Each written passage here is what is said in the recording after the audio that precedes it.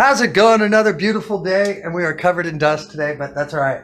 We are here making our molds out of Hydrocal, and we actually have a polyurethane mold that we've created, and we took it from one of the originals that we got all done, finished, cleaned up, and then we're able to create our plaster molds.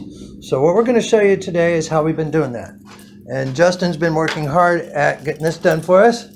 And it's a little bit of a process, so we're going to start it off and we'll be in and out. So here we go. What we have is we have our measured amount of water in the buckets. 4 quarts. 4 quarts of water. Well, we're not telling our secrets. And it has to be sprinkled in the buckets very lightly and generously. As he does this, it's going to take about 10 minutes to fill that up to the point that we need it to. So we'll be back here in a minute.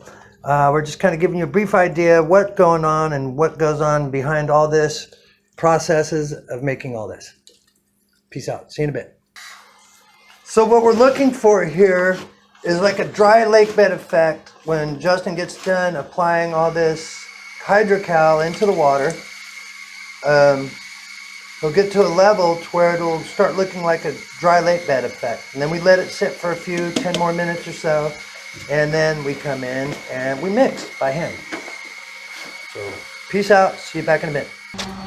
So this is actually another part of the process where I'm taking them and I'm cutting them down to actually apply them to where they're going to be applied onto the house. So I'll show you that next. Okay, this is where we've been installing them. We had to remove the plaster pieces around the top. They actually got broke and crushed. And our job is to replace them. This is our first replacement here. So I think we're getting it down pretty good. This is actually one of the originals that was left on the house itself. So I think we're doing pretty damn good. All right, let's go see how Justin's doing. All right, Justin's got it up to the level to where it's starting to give us our dry lake bed effect there. Getting the cracking going on. As soon as that all soaks in and gives us that dry lake bed effect, we'll be hand mixing it and into our next part of the process. Okay, what we got is, here's one of our trimmed down ones. It has the trimmed corners on it already. We already 45'd it. That's what I'm doing out there on the table saw. And they come in out of the mold, kind of bulky edge, squared edged, and we actually cut that edge into it. This is our little drying area. We have some sun lamps up, and we got them drying and fans on it and lift it up. That's happening. And Frankie's over here producing other parts for our project. A bunch of parts for the railing. We're having to cut them out and get them all produced. We need 112 of those as well. Woohoo, there's one of the originals. Oh, nice. All right, we've achieved the dry lake bed effect, and it's moistened in and all ready to be hand stirred. You don't want to take a mixer to it. You just want to hand stir it. Make sure you're feeling for all the clumps down in there. We're getting all the clumps out of it. It actually turns back to a real runny-like product. And it's kind of interesting how this stuff works.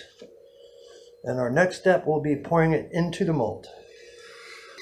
And so what we've done with the mold, we got smart. We bought ourselves some Pam. And we're not endorsing Pam in any way, but she works really well.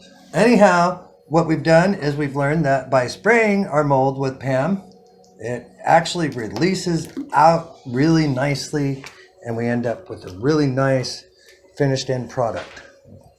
Cuts. This one's already been cut and trimmed, and it's on its way. Like I said, that was the original piece that we had to work with. The only original that was left on the house that was not broke. We were able to get it down and make 28 of these and get them cut and fit back onto the house. Woo! All right, now that Jay has worked that and he's got it all mixed up and ready to go, we'll be pouring it in this mold here.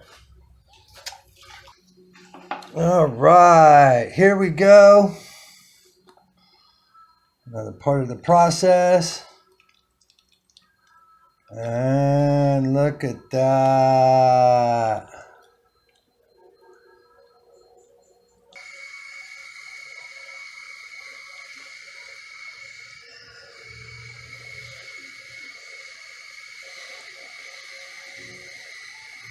And we give the table a little jiggle.